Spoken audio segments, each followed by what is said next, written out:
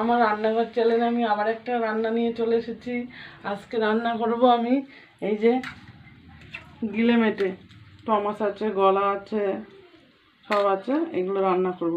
এর জন্য রান্না করার জন্য আমি কি কি নিয়েছি আপনাদের, দুটো আলু নিয়েছি, আমি পেঁয়াজ নিয়েছি, টমেটো, কিছুটা কাঁচা, আদা বাটা আছে, রসুন বাটা আছে, আর এই যে সর্ষের তেল। আর মশলার জন্য আমি নিয়েছি হলুদ, জিরের গুঁড়ো, ধনের গুঁড়ো, লঙ্কার গুঁড়ো, এটা গোটা জিরে, আর গোটা লঙ্কা আছে দুটো,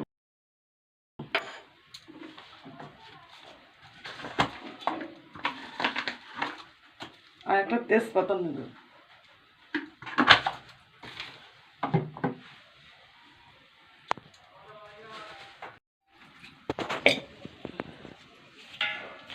কড়াইটা বসিয়ে দিলাম, গরম হোক কড়াইটা।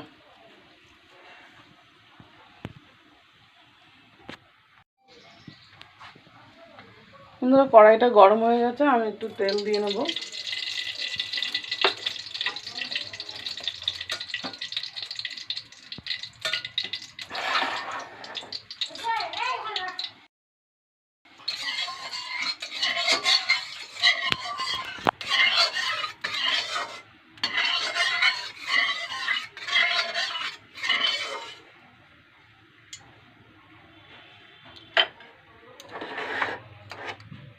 তেলটা গরম হয়ে গেছে, এবার আমি আলুগুলোকে দিয়ে দেবো। আলুগুলোকে আমি একটু হালকা হালকা ভেজে নেব।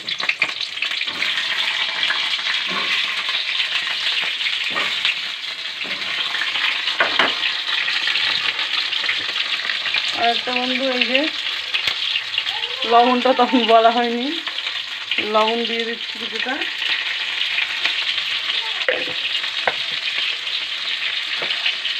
আর একটু হলুদ দিয়ে দিচ্ছি।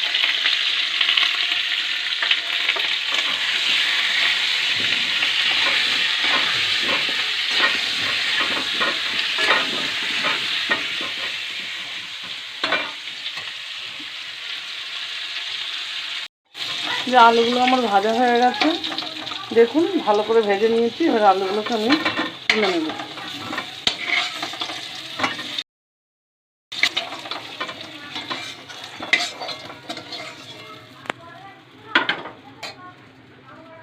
আমি ওই তেলেতেই আমি আরেকটু তেল দিয়ে নেব।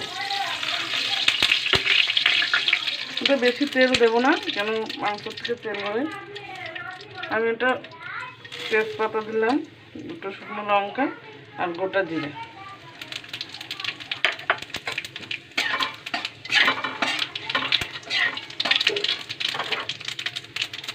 এবার আমি পেঁয়াজগুলো দিয়ে দেবো।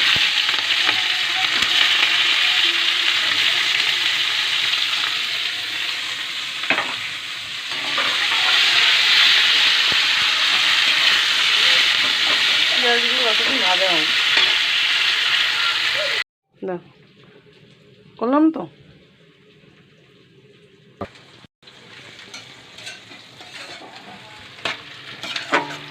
পেঁয়াজটা আমার ভালো ভাজা হয়ে গেছে, এবারে আমি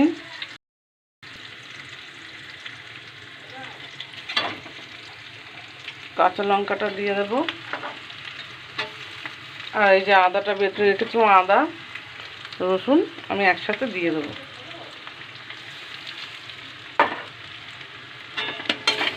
আমি একটু ভালো করে ভেজে নেব।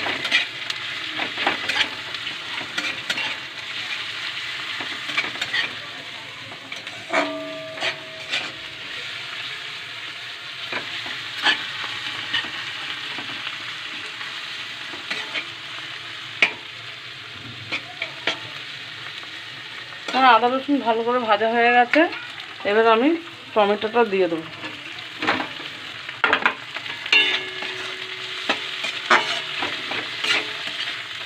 এবার একে একে সব মশলাগুলো আমি দিয়ে দেবো। এই যে আমি জিরের গুঁড়ো রেখেছিলাম, লঙ্কার গুঁড়ো, আর ধনের গুঁড়ো, আর হলুদ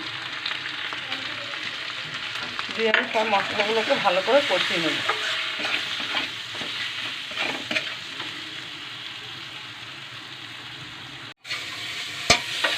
দেখুন এই যেমন মশলাটা ভালো করে কষে গেছে।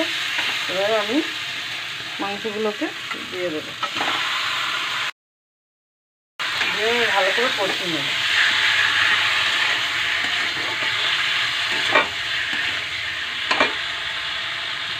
কষানোর সময় একটুখানি লবণ দিয়ে দেবো।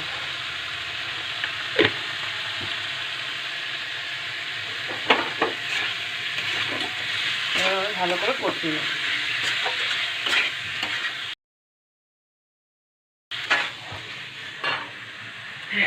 আজকে খুব গরম, পুরো ঘেমে গেছি।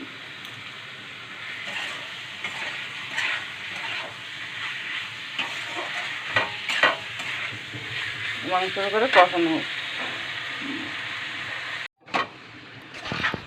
বন্ধুরা এই যে আমি আলুটা দিয়ে দিয়েছি। আলুটা দেওয়ার সময় তোমাদেরকে দেখাতে পারলাম না। এই যে আমি আলুটা দিয়ে এবার ভালো করে কষিয়ে নিচ্ছি।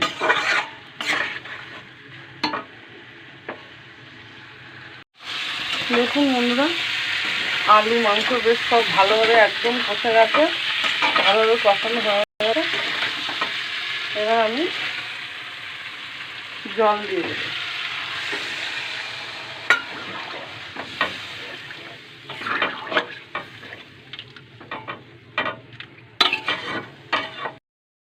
দিয়েছে, এবার একটু ততক্ষণ ফুটতে থাকুক। দেখুন বন্ধুরা, আমার তরকারিটা ভালোভাবে ফুটে গেছে আর মাংসটাও গলে গেছে। আর এই যে দেখুন আলুটাও আমার গলে গেছে। এবারে আমি আরেকটুখানি ফুটে গেলে গরম মশলা দিয়ে নামিয়ে দেবো।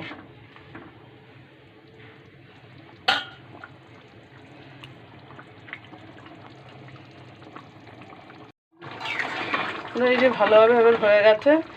একটুখানি লবণ কম হয়েছে, এর জন্য একটুখানি এই যে অল্প একটু লবণ দিয়ে দিচ্ছি।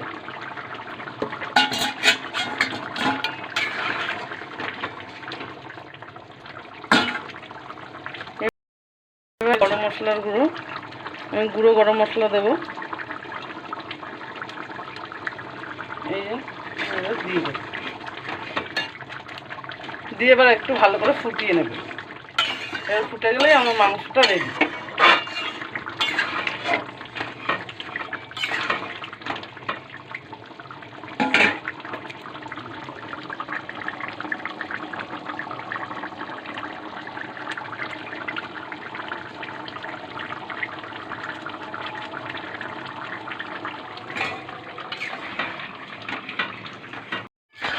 এই যে মাংসটা হয়ে গেছে, এবার আমি নামিয়ে নেব।